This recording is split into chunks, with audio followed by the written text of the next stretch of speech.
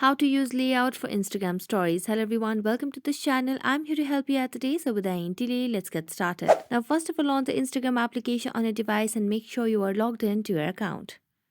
As you're logged into your account, tap on your story option at the top left corner of the screen. Here, you can simply click a picture or you can use pictures that you have already clicked. So select multiple pictures. I'm going to make a long press on one of the pictures and then simply click more than two and then tap on next. Now here we are given two options, layout or separate. Now since we want to use layout, we're going to tap on the layout option.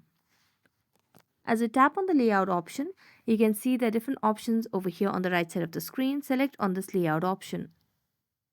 As we do that, we have options over here on what kind of layout would we want, horizontal or vertical. So I'm going to select on the vertical option and then tap on done. And then now you can simply tap on your story. And that's it. So thank you so much for watching this video. See you next time.